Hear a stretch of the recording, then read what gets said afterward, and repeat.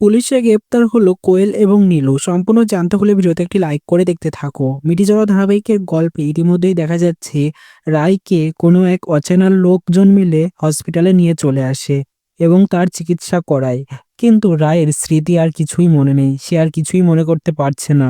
সে কে আসলে সেটাও মনে করতে পারছে না। আর এই দিকে অনির্বাণ এবং রায়ের পরিবার তো চিৎকার হয়ে খুঁজতে চলেছে রায়কে। পুলিশে খবর দিয়েছে। এবার আস্তে আস্তে পুলিশের ট্র্যাক করে বুঝতে পেরে গিয়েছে যে কোয়েল এবং নীলুই হচ্ছে আসল কালপ্রিট এবং তাদেরকে অ্যারেস্ট করতে এসেছে পুলিশে এবং তাদেরকে খুঁজে বের করে কোয়েল এবং নীলুকে অ্যারেস্ট করে নেয় পুলিশ এবং থানায় নিয়ে চলে যায়। জেলের মধ্যে তাদেরকে দুজনকে ঢুকিয়ে দেয়। এবার হয়তো রায়কে খুঁজে বের করবে পুলিশে এবং শেষমেশ দেখা যাবে রায়ের স্মৃতি আর কিছুই মনে নেই। তবে এটা দেখেই ভালো লাগছে, কোয়েল এবং নীলু আসলে ধরা পড়ে গেল পুলিশের কাছে, পুলিশ অ্যারেস্ট করে নিল। সেটা দেখে তোমাদের কেমন লাগবে তা অবশ্যই কমেন্টসে জানিয়ে এখনই সাবস্ক্রাইব করে নাও। ধন্যবাদ সবাইকে।